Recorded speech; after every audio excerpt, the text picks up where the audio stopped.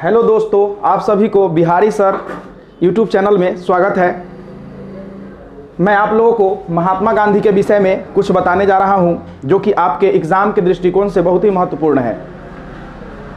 आप लोग अच्छे से पढ़ेंगे और एग्ज़ाम में अच्छे से अच्छे मार्क्स लाने का प्रयास करेंगे। महात्मा गांधी का जन्म गुजरात में हुआ था, पोरबंदर में। गुजरात के पोरबंदर में हुआ था। इनका जन्म 2 अक्टूबर 1869 को हुआ था। 2 अक्टूबर 1869 को हुआ था। इनके पिता का नाम था कावा करमचंद गांधी। इनके पिता का नाम करमचंद गांधी था, जिन्हें प्यार से लोग कावा गांधी कहते थे। ये काठियावाड़ के जमींदार दीवान थे। ये काठियावाड़ के दीवान थे। इनके माता का नाम पुतलीबाई था। गांधी जी के माता का नाम पुतलीबाई था और इनके पत्नी का नाम कस्तूरबा गांधी था। कस्तूरबा गांधी था। इस कस्तूरबा गांधी को लोग कस्तूरबा माखन जी कहते थे। कस्तूरबा माखन जी कहते थे। क्या कहते थे? कस्तूरबा माखन जी। माखन जी कहते थे और प्यार से लोग इन्हें कस्तूरबा गांधी को बा भी कहते थे। क्या बुलाते थे? बा बुलाते थे। गांधी जी से कस्तूरबा गांधी 1 साल बड़ी थी। उम्र में उनसे 1 साल बड़ी थी कस्तूरबा गांधी। अब गांधी जी का पढ़ाई लिखाई, जो प्रारंभिक पढ़ाई लिखाई हुआ था, वो राजकोट से हुआ था। मैट्रिक तक उन्होंने राजकोट से पढ़ाई किया था। उसके बाद ये मैट्रिक एग्जाम देने के बाद भावनगर चले गए और भावनगर में सामल दास कॉलेज से इन्होंने आगे की पढ़ाई जारी रखी। पुनः आगे की इसी बीच 13 वर्ष की उम्र में गांधी जी का शादी हो जाता है और इनकी शादी किससे होती है? कस्तूरबा गांधी से, है ना। ध्यान रखिए, कस्तूरबा गांधी। कस्तूरबा गांधी को क्या कहते हैं? माखन जी। कस्तूरबा माखन जी। और उन्हें प्यार से लोग क्या कहते हैं? बा कहते हैं। गांधी जी के 4 पुत्र हुए। गांधी जी कितने पुत्र हुए? 4 पुत्र। 2 लाल थे और 2 दास थे। 2 लाल और 2 दास। याद रहेगा ना? 2 लाल और 2 दास। याद कीजिए, आसानी से बोलिएगा, धीरे धीरे एक एक करके। रामदास, देवदास, हरिलाल, मणिलाल, है ना।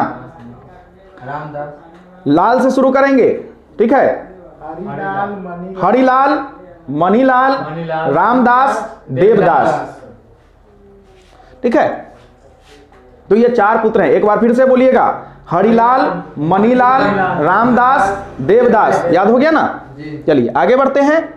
और गांधी जी का एक सबसे प्रिय पुत्र था, जो उनका वास्तव में अपना वारिस तो नहीं था, लेकिन प्यार से लोग उन्हें गांधी जी का 5वां पुत्र कहते थे, जिनका नाम था जमुनालाल बजाज। जिनका नाम था जमुनालाल बजाज। जिनका नाम क्या था? जमुनालाल बजाज। गांधी जी का जो सत्याग्रह शब्द शुरू किए थे, जो सत्याग्रह गांधी जी शुरू किए थे, ये शब्द की प्रेरणा उन्हें उनके भतीजा थे मगनलाल गांधी। क्या थे?